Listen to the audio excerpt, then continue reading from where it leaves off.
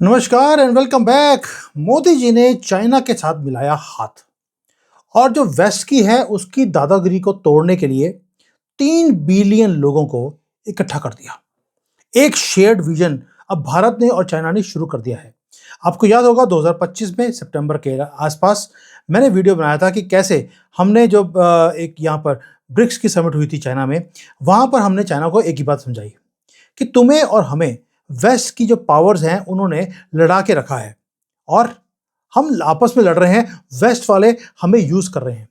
2026 में ये reality change हो गई। हमने दोनों ने हाथ मिला लिया ऑलरेडी और वेस्ट के जो सेंट्रल बैंक्स हैं वो टेरिफाइड हैं। अब जो ये पुरानी हेडलाइंस थी कि ट्रेड वॉर है अमेरिका का चाइना के साथ, अमेरिका का भारत के साथ, ये छोड़ दीजिए। पूरी की पूरी दुनिया वो जब वॉशिंगटन की तरफ देख रही थी, भारत ने चुपके से वॉशिंगटन की तरफ देखना बंद कर दिया। हमने चाइना के साथ क्वाइटली एक इकोनॉमिक कू, हमने जो हिस्ट्री में आज तक किसी ने देखा नहीं है, हमने वो कर दिया। ये कोई कॉन्स्पिरेसी नहीं है, ये सिस्टमेटिक डिसमेंटलिंग है वेस्ट की जो एम्पायर है उसका। अब मैंने पहले बोला आपको कि वेस्ट ने बड़ा ब्यूटीफुली प्ले किया, न्यू दिल्ली को और बीजिंग को, दोनों को लड़ा के रखा एक दूसरे से। जो ट्रस्ट फैक्टर है उसको खत्म कर दिया ताकि वो हम दोनों को कंट्रोल कर सके। लेकिन आज जब 2026 में बैठे हैं, यूरोपियन यूनियन हमारे पास आया हुआ है, हमारे साथ दुनिया का सबसे बड़ा फ्री ट्रेड एग्रीमेंट वो साइन करने वाले हैं।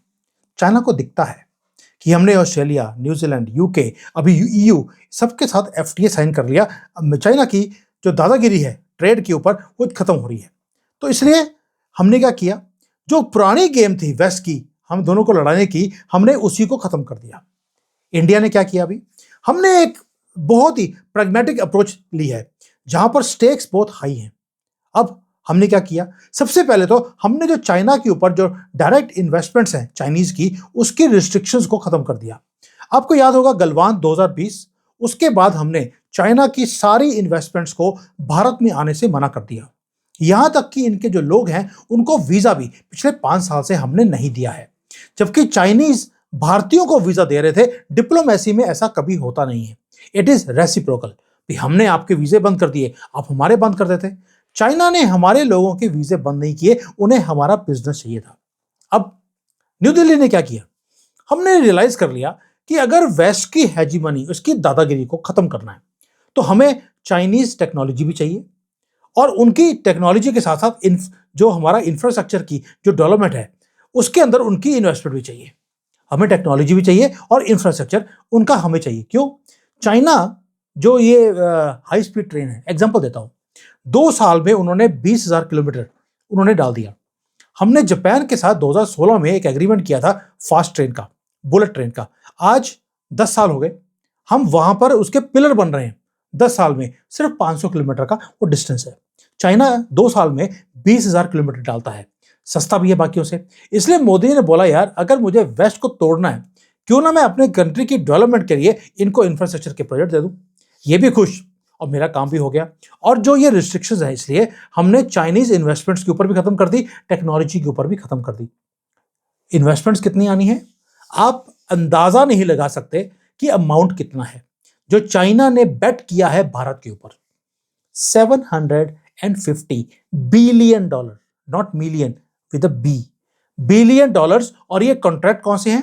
गवर्नमेंट के कॉन्ट्रैक्ट्स हैं। They are now open for cooperation, यानी कि चाइना बॉर्डर से डीकपलिंग कर रहा है, डिस्प्यूट को पीछे कर दिया और अपने इकोनॉमिक इंटरेस्ट को, ताकि वो बच जाए, क्योंकि इनकी भी वाट लगी पड़ी है चाइना की, वो आगे लेके आ गया। और मोदी जी उस चीज को बड़ा ब्यूटीफुली हैंडल भी कर रहे हैं और यूज भी कर रहे हैं। अब देखिए, जब हम ये काम कर रहे हैं तो हो क्या रहा है, एक फोर्ट्रेस बनती जा रही है भारत के पास भी और चाइना के पास भी। वो कैसे? हमने जो वेस्ट का सैंक्शंस है उसको हमने टच ही नहीं होने दिया।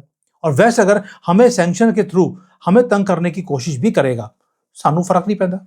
भाई अमेरिका की पॉपुलेशन है 35 करोड़ की, चाइना की पॉपुलेशन है 1.4 बिलियन लोग, हमारे भी 1.4 बिलियन लोग हैं।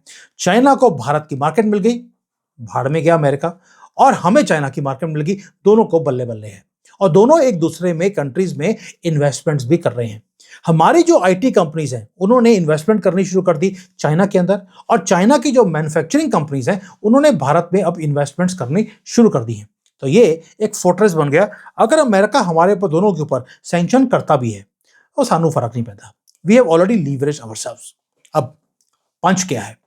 जो वॉल स्ट्रीट को नींद नहीं आ रही, वो पंच दिया है रिजर्व बैंक ऑफ इंडिया ने। 2026 के जो ब्रिक्स की जो प्रेसिडेंसी है वो हमारे पास है, और आरबीआई ने बोल दिया कि ब्रिक्स की डिजिटल करेंसी हम लेके आएंगे। अब इससे होगा क्या? ये कोई पेमेंट का ऐप नहीं है दोस्तों, ये है डॉलर के दिल के ऊपर, हार्ट के ऊपर स्ट्राइक करना। अब हमने क्या किया, जो सेंट्रल बैंक की डिजिटल करेंसीज हैं, भारत की और चाइना की, दोनों को हमने इंटरलिंक कर दिया। रियल टाइम सिस्टम, जो पेमेंट सिस्टम है, वो हमने क्रिएट कर दिया। इससे जो ट्रांजैक्शन कॉस्ट है वो आधी से भी कम हो जाएंगी, और जो स्विफ्ट है उसको हमने बाईपास कर लिया। तुम अपना स्विफ्ट सिस्टम अपने अंदर लेके रखो, हमें इसका चाहिए नहीं, क्योंकि इन डिजिटल रुपी और डिजिटल युआन आपस में they are going to join the forces. और वेस्ट का जो फाइनेंशियल एक पुलिसिंग का एक सिस्टम था, उसको हमने बाईपास कर लिया। अब ये हमारी एसेट्स को फ्रीज नहीं कर सकते, इसलिए हमने भी डी डॉलराइजेशन के लिए डॉलर बेचना शुरू कर दिया, सोना और चांदी खरीदना शुरू कर दिया। चाइना भी यही काम कर रहा है। अब ये तो हो गया कि भाई जब इकट्ठे मिलते हैं हम लोग दोनों, चाइना और भारत दोनों मिलकर काम करेंगे तो वेस्ट की दादागिरी खत्म कर रहे हैं। लेकिन उसके साथ साथ हम फाइनेंसिंग से साथ साथ हम इंडिविजुअली भी, हम बहुत बड़ी एक लीथल फोर्स है। चाइना ने रिसेंटली अमेरिका ने चाइना से पंगा लिया, तो उन्होंने बोल दिया यार मैं मिनरल्स की एक्सपोर्ट को बंद करता हूं। इतनी पावर है चाइना के पास कि उसने जैसे ही बोला कि मैं रेयर अर्थ के मिनरल्स को बंद करता हूं, अमेरिका ने जो 250% के टैक्स थे वो कम करके 35% पे आ गया। कदमों में मैंने यूएसए के प्रेसिडेंट को आते हुए कभी नहीं देखा है। ये देख लीजिए, ये इंडिविजुअल पावर है चाइना की। यानी कि चाइना अब कमांड करता है सप्लाई चेन को for every battery and AI chip on the planet. 95% दादागिरी है। अब भारत का देख लीजिए, भारत को भी ट्रंप ने बोला कि मैं तुम्हारे ऊपर टैरिफ लगाता हूं। हमने बोला आने दे। उसने दो चीजों के ऊपर टैक्स नहीं लगाया, एक हमारी आईटी इंडस्ट्री के ऊपर और दूसरा फार्मेसी के ऊपर। हमने बोला यार फार्मेसी पे लगा रहा है यार, वो तो हम फैक्ट्री ऑफ द वर्ल्ड है। फार्मेसी हम इतना कंट्रोल करते हैं कि 40-50% दुनिया की जो कैपेसिटी है वो हमारे पास है। इसलिए जब हम 2026 में अब ब्रिक्स की समिट कर रहे हैं, प्रेसिडेंसी हमारे पास है। हमने एक नया वर्जन दे दिया ग्लोबलाइजेशन का, कि जहां पर हम ना तो लेक्चर देते हैं ना कोई कंडीशंस देते हैं। हम बात करने लग गए हम लोग जिसको बोलते हैं सॉवरेनिटी की। हम बात करते हैं स्ट्रेटेजिक ऑटोनॉमी की। आप भी इंडिपेंडेंट, हम भी इंडिपेंडेंट, कोई रूल्स डिक्टेट नहीं करेंगे ना आपको ना हमको, जैसे वॉशिंगटन करता है। सिर्फ प्योर सॉवरेन ट्रेड, आपको जो चाहिए मैं आपको देता हूं, कोई कंडीशन नहीं है। जो मेरे पास है मैं आपको देता हूं, जो आपके पास देने के लिए है वो हमें दीजिए। मिलकर हम तरक्की करते हैं। ये चीज हमने पहली बार है दुनिया में जहां पर हमने करना शुरू किया। चाइना भी कंडीशंस लगाता है एक्सेप्ट भारत। अब ये तो हो गया दो चीजें जो हमने करी हैं, ट्रेड एंड इकोनॉमी। तीसरा है वेस्ट वाले जब देखते हैं कि चाइना और भारत दोनों इकट्ठे हो रहे हैं, यानी कि Asia is now building up together. ऊपर से मोदी जी लगे हैं एक एशिया का नेटो बनाने के लिए। अगर चाइना सुधर जाए, वैसे कईयों को अकल देर से आती है, लेकिन अगर चाइना सुधर जाए तो हम चाइना के साथ मिलकर एक एशिया का नेटो बना सकते हैं, जहां पर वेस्ट की पूरी दादागिरी है उसको हम खत्म कर सकते हैं। लेकिन दावोस में अभी भी जो मीटिंग हुई, हमने वहां देखा कि वेस्ट तो फ्रैक्चर्ड है। दावोस के अंदर आप देखिए सबके मास्क उतरने शुरू हो गए। कनाडा का जो प्रधानमंत्री है ओपनली बोलता है कि जो अमेरिका के बनाए हुए रूल बेस्ड ऑर्डर वो टूट रहा है। ये फसाद था जो अमेरिका ने बना के रखा अपने फायदे के लिए। अब यूएसए क्या कर रहा है? यूएसए बोलता है जी मेरी सॉवरेनिटी तो मेरे पास, टेक्नोलॉजी जो मैंने क्रिएट करी है मैं किसी को नहीं दूंगा, जो आपके पास है वो मेरे पास आनी चाहिए, नहीं तो मैं आपके ऊपर 10% का मिनिमम या 15% मैं टैरिफ लगाने वाला हूं। दोस्तों, ये इसका मतलब है कि अमेरिका ने ठान लिया कि अब उसका फ्यूचर ब्लीक है। मुझे दादागिरी के साथ ही मैं अपनी कंट्री को चला सकता हूं, लेकिन उन्होंने ये नहीं सोचा था कि कभी भी भारत और चाइना इकट्ठे होकर रशिया को मिला लेंगे और तीनों एक बहुत बड़ी फोर्स वो बनने वाले हैं। आज रशिया का मैटर मैं नहीं लेके आऊंगा, उसके ऊपर मैंने बड़ी बार बनाया है, लेकिन जो लेटेस्ट अपने चाइना के साथ मिलकर करना शुरू किया है, ये डेंजरस कितना है इसके ऊपर मैं बाद में बताऊंगा आपको कि हाउ डेंजरस दिस इज। और मोदी जी ये डेंजरस मूव कर क्यों रहे हैं। वेस्ट के जो लीडर्स हैं वो सारे के सारे आपस में लड़ने लग गए हैं, और ये हाउस ऑफ कार्ड्स जो इन्होंने बनाया हुआ था कि जी हम वेस्ट के पावर्स हम इकट्ठे मिलकर काम करते हैं, वो सारी इंटीग्रेशन इनकी टूट रही है। एशिया ने इंटीग्रेशन शुरू करी, वेस्ट की इंटीग्रेशन टूटनी शुरू हो गई। ये तो हो गया प्रेजेंट। अब लॉन्ग टर्म का ब्लूप्रिंट क्या है और ये डेंजरस क्यों है? स्ट्रेटजी हमारी बड़ी सिंपल है। चाइना भी अपनी कैपेबिलिटीज को इंक्रीज कर रहा है, रेयर अर्थ में, ईवी में, सोलर में। हम भी कर रहे हैं। जिस जिस इंडस्ट्रीज में, जैसे आईटी है, फार्मा है, उसके अंदर हम अपनी कैपेसिटीज को बिल्ड करते जा रहे हैं। लेकिन हमने बोल दिया क्यों ना मिलके काम करें। जहां पर कैपेसिटी आपके पास ज्यादा है, आप थोड़ी सी हमें ट्रांसफर कर दीजिए, सामान हमें भेज दीजिए। जहां पर हमारे पास कैपेसिटी ज्यादा है, हम आपको देंगे। तो ये म्यूचुअल जो काम भारत ने और चाइना ने मिलकर करना शुरू कर दिया, इसका मतलब है हम नेविगेट कर रहे हैं अपने आप को एक मल्टीपोलर वर्ल्ड की तरफ, जहां पर हम एक मिलकर एक बहुत बड़ा पिलर बन सकते हैं। ऊपर से ईयू है हमारे पास। आप सोचिए, देखिए मोदी जी की पावर क्या है आज की डेट में। मंडे को ईयू के साथ, यूरोपियन यूनियन के साथ एफटीए साइन कर रहे हैं, यूरोपियन यूनियन के साथ। ट्यूसडे को रशिया के साथ हम जॉइंट प्रोडक्शन की बातें कर रहे हैं, एग्जांपल दे रहा हूं मैं, जहां पर मिलिट्री का हार्डवेयर हम भारत में क्रिएट करेंगे। और वेडनेसडे को चाइना के साथ ट्रेड की बात कर रहे हैं कि आइए मिलकर काम करते हैं। दोस्तों, ये अलायंसेस वो हैं जो वेस्टर्न पावर्स को समझ नहीं आ रही कि यूरोपियन यूनियन, रशिया, चाइना, किसी को नहीं छोड़ा हमने। और ये एक ऐसा इकोसिस्टम डिजाइन हमने कर लिया जहां पर वेस्ट को हम इररेलेवेंट बनाते जा रहे हैं अपने वर्ल्ड के अंदर। दुनिया देख रही है इसको, दुनिया बेवकूफ नहीं है, उन्हें मालूम है कि मोदी जी क्या कर रहे हैं।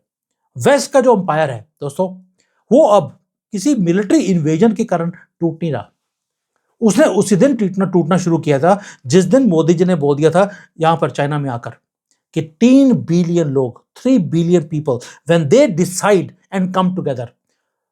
तो उसके बाद होगा क्या? हमें दुनिया का दादा नहीं चाहिए, हमें ना तो लैंडलॉर्ड चाहिए, ना ही हमें डिक्टेशन चाहिए वेस्ट की। और जो फ्यूचर है वो अब वॉशिंगटन में या लंदन में नहीं लिखा जाएगा, वो लिखा जाएगा बेजिंग में और न्यू दिल्ली में जॉइंटली।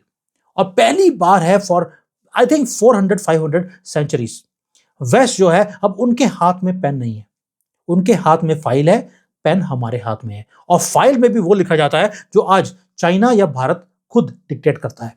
ये ऐसे नहीं है कि कभी वो चाइना में कू कराने की कोशिश करते हैं, कभी यहां पर जिहादियों को भेज दिया ना, पैसे भेज दिए कि जाकर भारत में आग लगा दीजिए, कभी पाकिस्तान को सपोर्ट करना शुरू करते हैं, कभी बांग्लादेश को, सिर्फ इसलिए आपको कदमों में लेके आना है। और मोदी जी बोलते हैं तोड़ी था ऐसी तैसी, अब मैं तुम्हें उसी भाषा में जवाब दूंगा। और हमने क्या किया? हमने क्वाइटली इनको डिस्ट्रॉय करना शुरू कर दिया, वेस्टर्न एम्पायर को। वेस्ट का एम्पायर दो ही चीजों पे खड़ा है, एक है दादागिरी और दूसरा है पैसा। हमने पैसे को ही उनके पैरों के नीचे से निकाल दिया, तभी आपस में लड़ रहे हैं ये लोग। और जो उनकी फाउंडेशन है उसको शिफ्ट किया है, उनकी फाउंडेशन शिफ्ट हुई है, तभी जो पावर के डायनामिक्स हैं वो भी शिफ्ट हो रहे हैं। और जो स्पेसिफिक जियोपॉलिटिकल मूव्स जो भारत बना रहा है आज की डेट में, उसे हो क्या रहा है? 132 कंट्रियां हैं ग्लोबल साउथ की, उन्होंने बोलना देखना शुरू कर दिया, यार मोदी जैसा आदमी जो अभी फिर भी डेवलपिंग कंट्री है, अगर ये वेस्ट को आंखें दिखा सकते हैं, हम क्यों नहीं दिखा सकते? हमारे पास तो रिसोर्सेज हैं, वेस्ट वाले हमें एक्सप्लॉइट करते हैं, क्यों ना हम भी इसको एक टूल की तरह यूज करें। And guess what, global south की कंट्रीज भी वेकअप हैं, and for the first time seeing this power, China is on board for the first time ever. लेकिन मेरा हमेशा एक थॉट रहता है, मोदी जी एक काम तो कर रहे हैं, क्या हम चाइना के ऊपर ट्रस्ट कर सकते हैं? या मेरा क्वेश्चन दूसरा होता है कि can we trust China more than we can not trust west? West के ऊपर तो जिसने भी दोस्ती करी या दुश्मनी करी, दोनों ही नीचे गए। दुश्मनी वाला फिर भी बच जाता है, दोस्ती वाले को तो छोड़ते नहीं है। ये चाइना के ऊपर हम ट्रस्ट कर सकते हैं अमेरिका से ज्यादा? मेरे हिसाब से ये वक्त बताएगा। लेकिन मोदी जी को ये डेंजरस गेम ये खेलनी पड़ रही है। क्यों? क्योंकि मोदी जी को मालूम है मेरे पास दो ही विकल्प हैं, या तो मैं वेस्ट के सामने सरेंडर कर दूं, फोन कर दूं डोनाल्ड ट्रंप को कि ट्रंप साहब प्लीज साइन कर दो। ट्रेड डील की फाइल जो है वो दोनों टीम्स की तरफ से फाइनल हो चुकी है, पर डोनाल्ड ट्रंप की ईगो को सेटिस्फाई करना है। जैसे हर रोज आसिम मुनीर वहां जाकर बूट पॉलिश करता है, हमें भी करने पड़ेंगे, हम नहीं करेंगे। मोदी कहते भाड़ में जा, मैं नहीं करता। हमने चूज कर लिया कि हम फाइट करेंगे, सरेंडर नहीं करेंगे। और ये जो चीजें हैं ये चाइना नोट कर रहा है कि गेम ऑन हो चुकी है, दोनों साइड्स गेम प्ले कर रही हैं। और ये जो गेम है, it is going to be dirty, it is going to be bumpy. लेकिन मोदी ने सीधा रास्ता चुना कब था? 2014 से लेकर अब तक। वैसे तो 2002 याद होना चाहिए आपको, तब भी हमने सीधा रास्ता नहीं टेढ़ा किया था, आज तक सीधे हैं। और इसलिए अब अमेरिका को भी वही 2002 वाली बात वो करनी पड़ रही है कि वहां पे टेढ़ा होंगे तो ही सीधे होंगे। उसके लिए चाइना के साथ भी हाथ मिलाना पड़े तो मिलाना अनिवार्य है। बाकी वक्त बताएगा कि हमारी स्ट्रेटेजी सही थी या वेस्ट के साथ मिलकर उनके ऊपर ट्रस्ट करके वो सही था। That time will tell. Thank you, जय हिंद, वंदे मातरम।